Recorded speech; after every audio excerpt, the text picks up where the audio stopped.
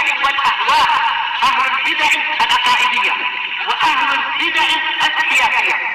نقول بيننا وبينكم السلف، بيننا وبينكم الكتب، كان فيقول البدع بيننا وبينكم. Bismillahirrahmanirrahim. Alhamdulillah hamdan katsiran tayyiban mubarakan fihi kama yuhibbu rabbuna wa yarda.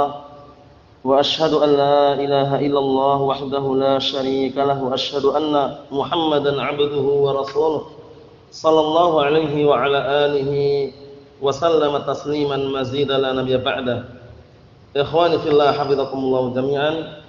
Kita lanjutkan pelajaran kita dari kitab Syarah Al-Wajibat Al-Mutahattimat yang dikenal dengan At-Tanbihatul Mukhtasarah, syarah terhadap kitab Al-Wajibat Al-Mutahattimat yang disyarah oleh Ibrahim Al-Khuraisi asbahullah, dan kitab Al-Wajibat dikumpulkan oleh Asy-Syaikh Abdullah Al-Qara'awi wafaqahullah aw asbahullah. Naam.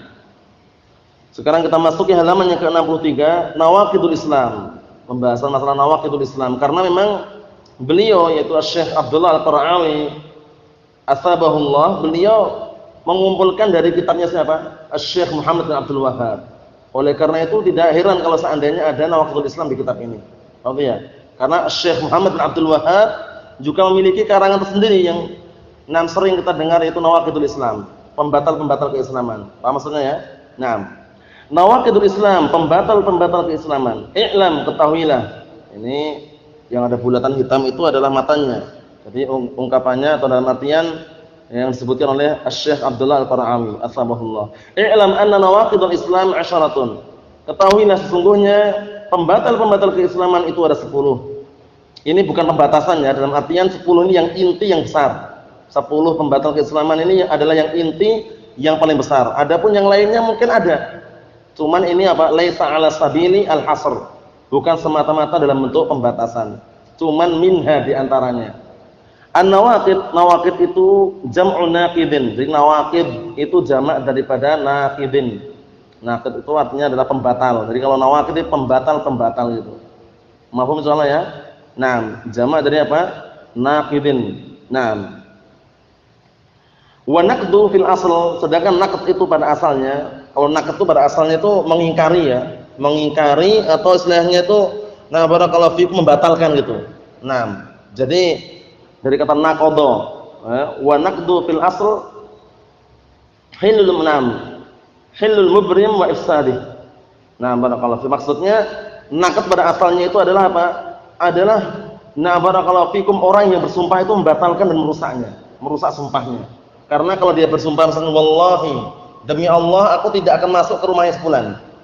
Ternyata dia masuk, itu berarti apa dia? Berarti dia kan membatalkan sumpahnya itu dan juga merusak sumpahnya. Paham ya? Dan nanti di situ apa? Kafaratul yamin. Kan itu. Nah, kalau sumpah kemudian justru dia malah melanggarnya. Kafaratul yamin memberi makan berapa? 10 orang miskin. Nah, barakallahu fikum, atau barakallahu fikum hafizakumullah, puasa berapa hari? 3 hari kan itu. Nah, barakallahu fikum, atau pembahasan budak itu. Yang jelas, barakallahu fikum hafizakumullah, makna naqd itu fil asl pada asalnya adalah barakallahu fikum hilul mubrim wa ifsadihi. Wa ifsaduhu, yaitu membatalkan persumpahan atau sesuatu yang dalam ada unsur makna sumpah atau merusaknya. Min naqadtu syai'a atau min naqadtu syai'a idza afsadtuhu. Maksudnya dari kata apa? Dari kata naqadtu syai'a idza afsadtuhu. Maksudnya aku membatalkan sesuatu apabila aku merusaknya. Apa maksudnya itu ya? Naam. Fa nawaqidul Islam, maka nawaqid Islam, pembatal-pembatal keislaman, hiya mufsidatuhu wa mubtilatuhu. Naam. Jadi nawaqidul Islam itu adalah perusak-perusak Islam dan pembatal-pembatal keislaman. Mafhum? Naam. Allati mata tara'at alaih afsadathu. Yang mana pembatal-pembatal Islam tadi itu atau perusak-perusak Islam tadi itu, barakallahu fikum, kapan saja muncul padanya maka akan merusak agama Islam tersebut. Apa maksudnya ya? Jadi 10 perkara ini kalau muncul ada pada seseorang maka akan merusak agama Islamnya. Akan merusak keislamannya. Wa ahbatatil amala, dan akan menghancurkan amalan. Wa shara sahibuhu minal mukhlidina finnar wal iyad billah. Dan menjadilah pelaku yaitu pelaku atau yang mengerjakan pembatal-pembatal keislaman ini termasuk orang-orang yang na barakallahu fikum, na'am, yang mereka adalah mukhalladina finnar, orang-orang yang dikekalkan di api neraka. Paham itu ya? Wal iyad billah, dan berlindung itu hanya kepada Allah Subhanahu wa taala. Kal hadatsy, seperti hadas. Kal hadatsy idza dakhala fi tahara afsadaha wa abtalaha. Sebagaimana hadas itu apabila masuk dalam taharah, orang suci punya taharah, kemudian kok keluar hadas, akhirnya apa hadas tersebut? Afsadaha wa abtalaha. Akan rusak taharah tersebut dan membatalkan. Paham ya? Orang suci taharah kemudian kentut misalkan atau BAB, rusak enggak taharahnya? Rusak. Naam. Wa'lam. Nah, perhatikan ada ucapan i'lam. Itu apa maknanya? Apakah ada faedah di balik itu? Naam. Kita lihat di sini. Wa'lam. Kalimat i'lam kalimatun yu'ta biha lil umuril muhimmah. Sebuah kata yang didatangkan dengannya untuk perkara-perkara yang sangat penting. Seringnya itu adalah setelah ada lafaz i'lam itu setelahnya itu perkara yang sangat penting dan dinanti-nanti, ditunggu. Karena apa? Karena ketika orang mengucapkan i'lam atau i'lamu, itu orang si pendengar menunggu enggak apa yang disampaikan? Menunggu. Nah, i'lamu annamal hayatud dunya la'ibu wa lahu misalkan. Nah, jadi menunjukkan bahwasanya setelah lafaz i'lam itu apa? Adalah apa? Perkara yang penting. Kalimatun yu'ta biha, sebuah kata yang didatangkan dengannya li umuri muhimmah, untuk perkara-perkara yang penting. Wa ma dzakarahu al-mu'allif huna haqiqun bi an yahtamma bihi ghayatal ihtimam. Dan apa-apa yang disebutkan mu'allif di sini haqiqun jadirun, artinya pantas. Nah, pantas dan layak untuk apa?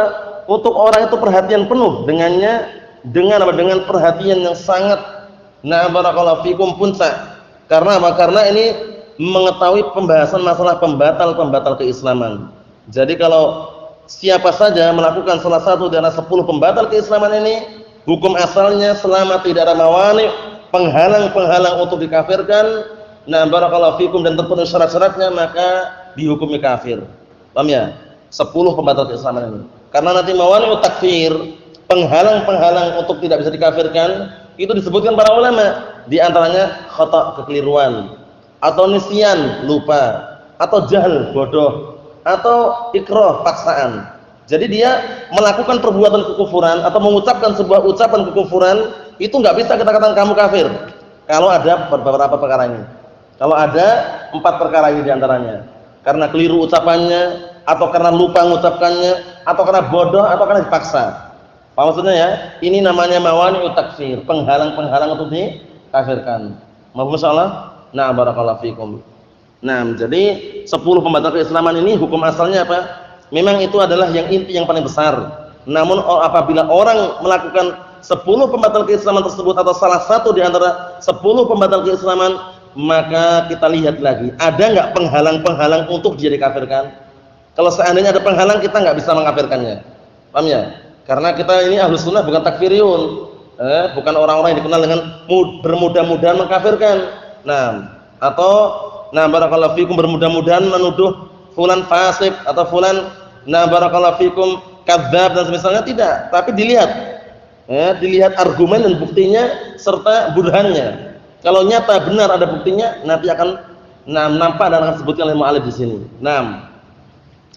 Fayajibu 'ala kulli mukallafin ta'allumuha, maka wajib atas setiap orang yang terbebani syariat, yaitu orang laki-laki maupun wanita yang sudah dewasa, itu adalah sudah terbebani syariat, dalam artian dia yang menanggung dosanya sendiri.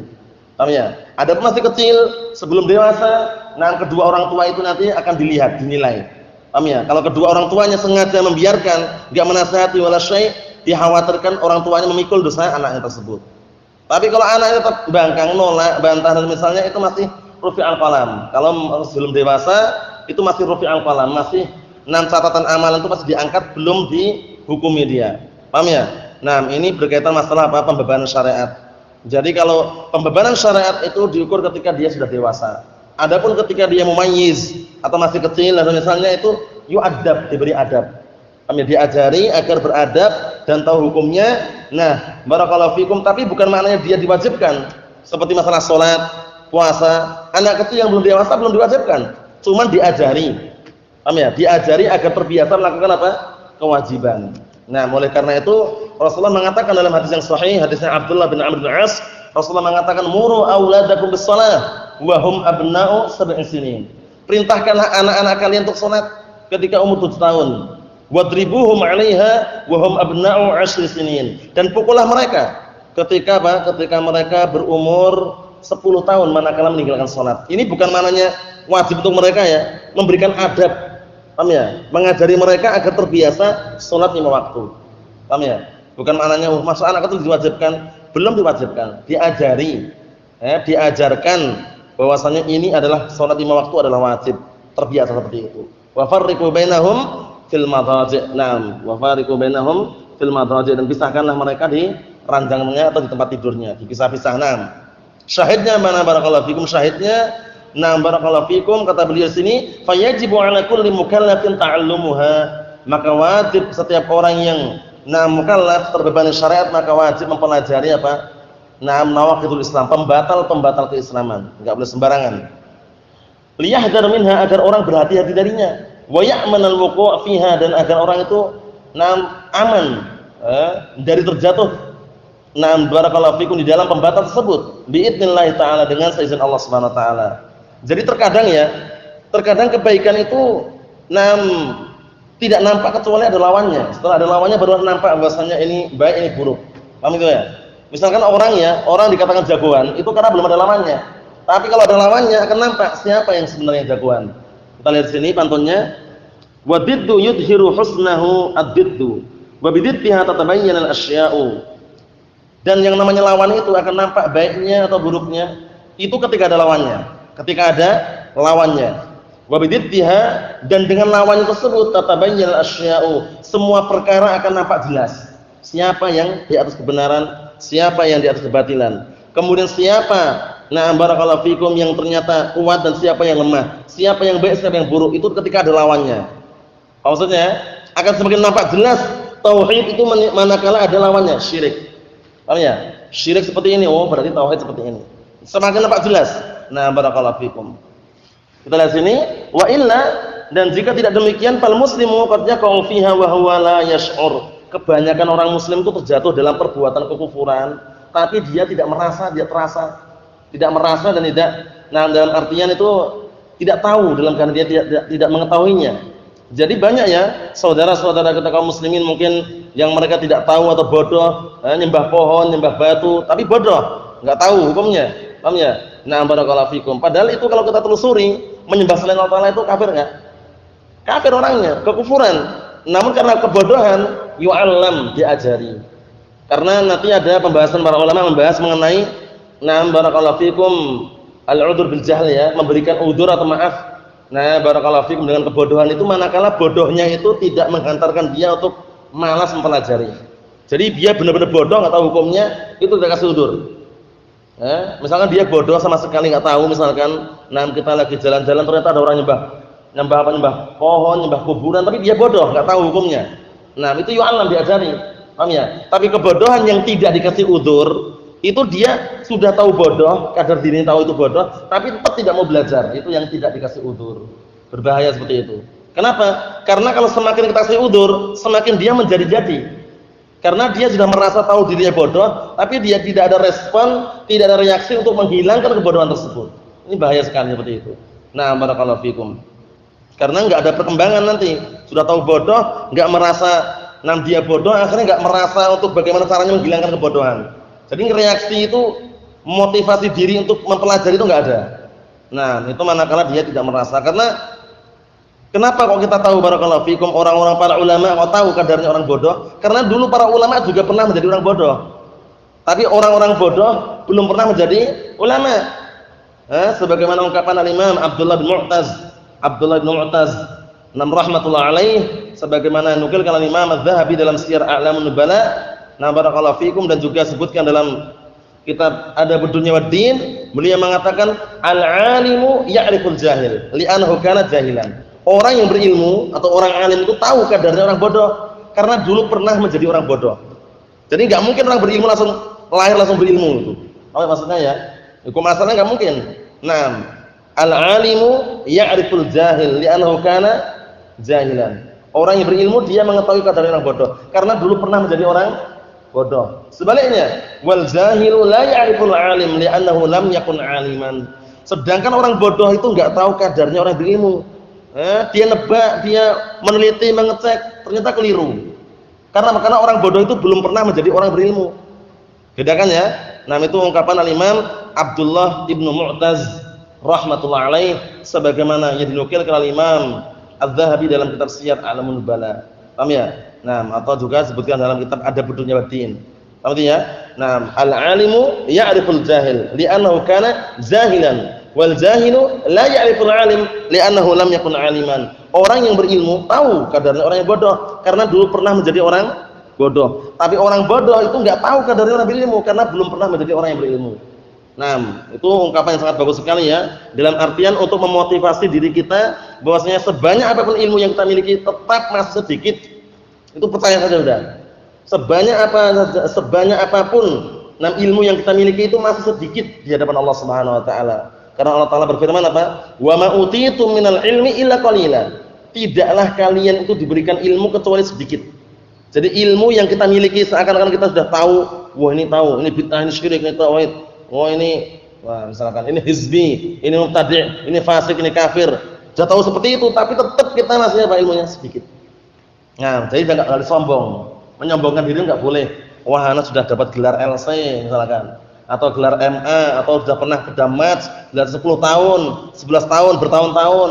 Sombong kemudian yang lain diremehkan enggak boleh. Nah, barakallahu fikum. Cuman dalam keadaan seperti itu tetap tidak boleh kita diam dari kebatilan. Harus disampaikan pada tempatnya, melihat situasi, kondisi dan tempatnya, melihat si konpat. Paham ya? Bagaimana situasinya, kondisinya, tempatnya. Karena diamnya kita dari kebatilan itu bagaikan apa kemarin? Setan yang bisu. Nah, hati-hati itu. Kebatilan di hadapannya harus diingkari dengan cara 3 cara yang Rasulullah ajarkan. Dengan tangan apabila mampu, kemudian jika tidak mampu dengan lisannya, nasihat. Jika tidak mampu dengan hatinya. Ini adalah tingkatan yang ketiga, ini adalah selemah-lemahnya keimanan seorang. Jadi ingkar mungkar itu wajib hukumnya ya. Cuman dengan cara-cara yang sudah disebutkan oleh Rasulullah dalam hadis sahih riwayat Muslim, hadisnya siapa? Abu Sa'id Al-Khudri itu. Paham ya? Man ra'a minkum munkaran falyughayyirhu bi yadihi, fa in lam yastati' fa bi lisanihi, fa in lam yastati' fa bi qalbihi, wa dzalika adhaful iman. Wa dzalika adhaful iman. Barang siapa yang melihat kemungkaran maka hendaknya dia mengingkari dengan tangannya. Ini diantaranya contohnya banyak contohnya. Para pemimpin, para pemerintah, nah aparat-aparat negara, polisi, tentara itu mampu kalau cuma mengingkari perjudian, tempat apa pelacuran, kemudian tempat-tempat apa namanya barakallahu fikum, praktek-praktek maksiat haram dan misalnya mampu aslinya. Paham ya? Dan mereka punya kekuatan, tapi kenapa kok lemah barakallahu fikum? Dunia dan uang biasanya sebabnya. Riswah, suapan. Jadi sudah datang nih ya, sudah datang mendekati tempat pelacuran misalkan. Disogok, disuap dengan uang, udah pulang. Oh ya, seringnya seperti itu keadaannya. Dan terbukti banyak yang cerita ya. Yang jelas apa barakallahu fikum, yang jelas kalau mampu dengan tangan. Kalau tidak mampu dengan tangan, maka dengan lisan. Nasihat, dakwah dan semisalnya. Tidak mampu dengan lisan, dengan hatinya. Jangan malah hatinya senang, tapi hatinya harus mengingkari. Illa man ukriha wa qalbuhu mutmainnun bil iman. Jadi, nah barakallahu fikum disebutkan dalam ayat itu kecuali orang yang dipaksa. Nah, dipaksa untuk berbuat kemungkaran, dipaksa untuk berbuat perbuatan haram, tapi apa hatinya tetap tenang dan keimanan. Dalam artian tetap mengingkari itu perbuatan haram, itu perbuatan maksiat, hatinya tetap beriman. Artinya, nah seperti itu. Al muslimu qad yaqau fiha wa huwa la yash'ur kama huwa ma'lumun min katsirin mimman yad'i al-islam. Sebagaimana hal ini sudah diketahui bersama, dari kebanyakan orang yang mengaku dirinya Islam, punya KTP-nya beragama Islam tulisannya. Cuman enggak sholat, enggak puasa, enggak zakat, banyak seperti itu. Paham ya? Oleh karena itu hati-hati barakallahu fikum. Nah, perlu yang namanya yu'allam, diajari. Nah, barakallahu fikum. Khususan terkhususkan fi hadzal zaman alladzi qalla fihi al-ilmu as-sahih an-nafi', terkhususkan di zaman sekarang ini. Ya, yang ilmu sahih yang bermanfaat itu semakin sedikit. Wa kasra fihi al-jahl, dan banyaknya kebodohan. Fala haula wala quwwata illa billah. Maka tiada daya dan kekuatan kecuali hanya milik Allah Subhanahu wa taala. Nah, Allah musta'an. Kenapa barakallahu fikum? Karena Rasulullah telah bersabda dalam hadis yang sahih mengenai keadaan akhir zaman. Nah, Rasulullah mengatakan, hadis Anas Malik, Rawahu Tirmidzi. Rasulullah mengatakan, "Nam ya'ti 'alan nasi zamanun as-sabiru fihim 'ala dini kal qabid 'al jamri." Akan datang di hadapan manusia suatu zaman, suatu hari, yang mana orang yang bersabar di atas agamanya, bersabar di atas al-haq, di atas Al-Qur'an dan As-Sunnah, itu panas sekali, bagaikan orang yang menggenggam apa? Bara api. Sangat berat dan panas. Orang yang enggak sabar dia tergelimpang. Paham ya? Terjerumus, terdampar. Tapi orang yang bersabar bagaimana? Dia akan apa? Mendapatkan keberuntungan yang sangat besar. Jangan khawatir keasingan kita, sedikitnya kita misalkan, namun di atas al-haq itu lebih kita senangi dan lebih kita banggai daripada banyak namun di atas kebatilan. Sebagaimana ungkapan siapa? Ungkapan al-Imam Ibnu Hazm rahmatullah alaihi dalam kitab Al-Ahkam fi Ushul Ahkam, dia mengatakan apa? Baril haqqu haqqun wa illam yaqul bihi ahadun. Bahkan yang namanya kebenaran itu benar walaupun enggak ada seorang pun yang mengucapkannya. Wal batilu batilun walau istama'a alaihi jami'u ahlil ardh. Yang namanya kebatilan itu tetap dikatakan batil walaupun seluruh penduduk muka bumi berkumpul di atasnya. Tahu itu ya? Nah, barakallahu fiikum, itu keadaan akhir zaman. Kemudian juga Rasulullah bersabda dalam hadis Anas bin Malik riwayat Bukhari, la ya'ti zamanun illa walladzi ba'dahu syarrun minhu. Tidaklah datang suatu zaman melainkan yang setelahnya keadaannya lebih buruk daripada yang sebelumnya. Oleh karena itu jangan bermudah-mudahan sekarang kita ikuti perkembangan zaman. Naam, boleh tafadhal, tapi ikutilah perkembangan zaman dengan ilmu, dengan hujjah, dengan dalil, bukan dengan hawa nafsu dan juga bukan dengan ambisi akal belaka, tapi dengan ilmu sehingga dia bisa menyaring ini hak, ini batil, ini sunnah, ini bid'ah, ini hizbiyah, ini sunniyah, seperti itu. Enggak sembarangan barakallahu fikum. Enggak semua fatwa ulama diambil, enggak semua ijtihad para sahabat diambil. Dilihat fatwa ulama benar enggak? Ijtihadnya benar enggak? Kalau ijtihadnya keliru, ya kita ikuti Rasulullah. Paham ya? Kalau fatwanya keliru, ya kita tinggalkan, ikuti dalil, bukan semata-mata fatwa ulama.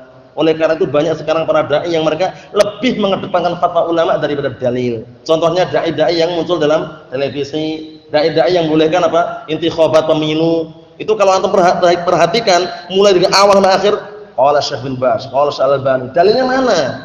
Paham ya? Nah, barakallahu fikum, dan itu pun kalau seandainya sesuai dan cocok dengan apa yang mereka fatwakan.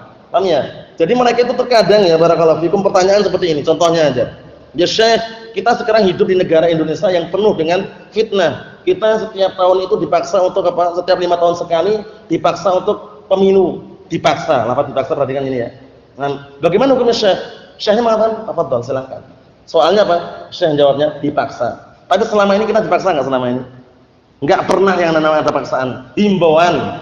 Himbauannya itu himbauan. Himbauan ada dua kemungkinan. Himbauan itu ada dua kemungkinan. Kalau kita melaksanakan himbauan yang baik dapat pahala, himbauan jelek kita dapat dosa. Karena himbauan itu sifatnya bukan itirari tapi ikhtiari. Pilihan, milih mana? Pak, besok datang ya pemilu, coblosan ya. Nah, ada dua pilihan. Kita milih ikut datang, tapi dalam rangka menjaga maksiat atau menghindar. Itu namanya ikhtiari. Tapi itirari, paksaan, itu kita nggak bisa menolak lagi. Besok harus datang, Pak. Jam 9 pagi harus datang di tempat nampak coblosan itu. Kenapa? Kalau nggak datang tak bunuh. Misalkan paksaan itu kan. Jadi bedakan dengan apa? Dengan ikhtiari dan itirari. Perlu diperhatikan barakallahu fikum. Sekarang kita saksikan banyak sekali. Dulu padahal mengharamkan, sekarang membolehkan banyak sekali. Paham ya? Nah, harus hati-hati. Nah, ya itu tadi, karena mereka lebih mengedepankan fatwa ulama yang belum tentu fatwanya itu benar. Dan kalau seandainya benar, fatwa ulama benar, misalkan ya, benar. Dalilnya Al-Qur'an dan As-Sunnah lebih benar mana? Lebih benar mana, Mas? Al-Qur'an dan As-Sunnah. Paham ya? Nah, dalil itu enggak bisa dilawan. Tapi kalau fatwa ulama benar kita ambil. Kita enggak pernah mencaci maki para ulama, menghormati fatwa para ulama. Namun fatwa ulama itu kan bisa diterima, bisa ditolak sesuai dengan kadar dalil yang dijadikan sandaran. Paham ya? Kalau cuma sekedar fatwa kita enggak bisa menerima. Dalilnya ada enggak? Satu saja ya sebagai gambaran biar enggak bingung, dalam artian ini bukan ucapan kita saja. Imam Malik bin Anas, Imam Darul Hijrah, sering kita ucapkan itu ya. Nah, sebagaimana nukilkan oleh Imam Ibnu Abdul Bar dalam kitab Jami' Bayan al-Ilmi wa Fadlih, Imam Malik mengatakan innama ana basyarun. Aku manusia biasa, kata beliau. Ukhti wa usib, kadang keliru kadang benar. Imam Malik itu. Fangduru fi ra'yi, perhatikanlah pada fatwaku, pendapatku, pemikiranku. Fakullama wafaqal kitab wa sunnah fakhudhuh. selama pendapatku, fatwaku mencocoki Al-Qur'an dan As-Sunnah, ambillah. Jadi beliau masih menyadarkan apa? Selama mencocoki Al-Qur'an dan As-Sunnah, ambillah. Wa kullama lam yuwafiqil kitab was sunnah fatrukuh, kata beliau. Selama fatwaku, pendapatku tidak mencocoki Al-Qur'an dan As-Sunnah, maka tinggalkanlah. Jadi beliau tidak mengajak taklid. Perlu diperhatikan. Syekh Al-Albani, Syekh Shalal Fauzan, Syekh Ibnu Baz, Ibnu Utsaimin itu para masyayikh Al-Sunnah tidak pernah mengajak taklid. Paham ya? Kalau seandainya mereka berpendapat kok keliru, itu mereka enggak maksa harus ikuti pendapatku, enggak akan. Beliau tetap mengatakan ikuti Al-Qur'an dan As-Sunnah. Cuman para pengikutnya ini dalam artian orang-orang oknum-oknum beberapa orang yang mereka apa? Mereka cuma ngambil mentah-mentahan. Dalam artian ngambil fatwa tanpa melihat ada dalilnya enggak, gitu loh. Jadi permasalahan itu. Nah, kalau kita telusuri alasannya apa? Dulu Ustaz kan mengharamkan gambar makhluk bernyawa, Ustaz. Dulu katanya haram enggak boleh pakai televisi karena seperti orang awam. Oh, sekarang boleh, Ustaz. Kita sekarang mengikuti perkembangan zaman katanya. Ya, zaman semakin berkembang harus kita ikuti. Syiah berdakwah dengan televisi. Orang-orang PKI berdakwah dengan televisi. Kita bagaimana kalau kita Ahlus Sunnah terlambat? Enggak berdakwah dengan televisi. Akhirnya ikut-ikutan apa? Berdakwah dengan televisi, malah terjun dalam apa? Dalam perkara maksiat. Padahal dakwahnya Rasulullah waktu itu ya, tersebar kemana-mana enggak? Tersebar kemana-mana, enggak pernah Rasulullah menggunakan thariqah yang namanya thariqah hizbiyah atau thariqah yang namanya thariqah bid'iyah, enggak pernah. Thariqah maksiat enggak pernah. Paham ya? Menunjukkan bahwasannya apa? Bahwasannya para dai yang sekarang kita saksikan walaupun mereka mengaku Ahlus Sunnah, banyak mereka menyelisih daripada manhaj Ahlus Sunnah wal Jamaah wal iyadu billah, mulai dari apa? Cara dalam berdakwah, kemudian juga mulai daripada muamalah ritual-ritual, bermudah-mudahan nyimpan uang di bank, bermudah-mudahan meminjam uang dari bank, bermudah-mudahan mereka bermuamalah dengan bank dan semisalnya, padahal dulu awal-awal mereka berupaya semaksimal mungkin menghindari yang namanya bank. Satu, kedua, dulu mereka mengharamkan gambar makhluk bernyawa secara mutlak kecuali KTP, paspor, kemudian SIM yang kita nggak bisa mengelak atau uang. Paham ya? Sekarang bermudah-mudahan dengan televisi. Tiga, dulu mereka berupaya bagaimana caranya mengeluarkan anak-anak mereka dari sekolahan, benar nggak?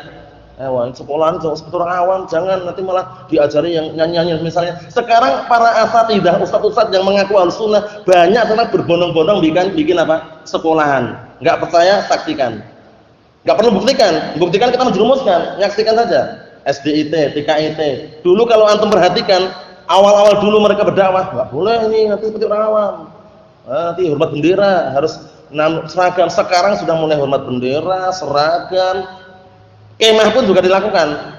Paham ya? Di antaranya contohnya adalah Al-Madinah yang Solo itu, Grenjeng. Nah, itu contoh yang sangat nampak dan jelas sekali. Awal dulu nggak ada seperti itu, Kenapa? Bukan paksaan sama sekali.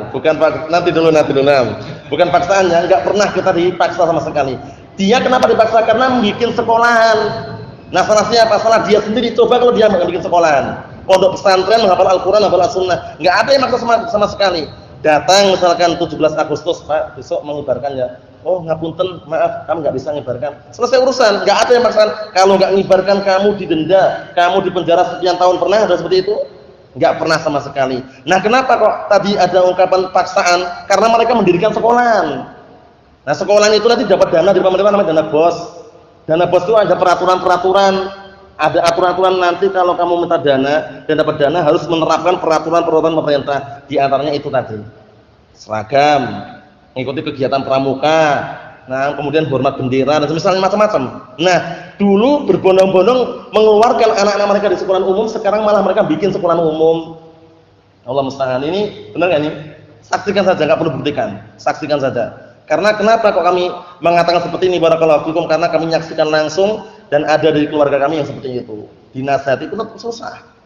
Nanti kalau nggak punya ijazah nggak bisa kerja, siapa bilang? Selama ini kerja di bangunan nggak ada ijazahnya. Paham ya? Kerja di mana pun nggak menggunakan ijazah. Paham ya? Mau berangkat ke misalkan ke Yaman, belajar tafadhol nggak perlu pakai ijazah.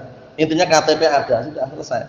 KTP, paspor, visa dan misalnya. Cukup sekian saya sampaikan, semoga ini sebagai renungan bersama barakallahu fikum bahwasanya dakwah Ahlussunnah tidak akan berubah sama sekali.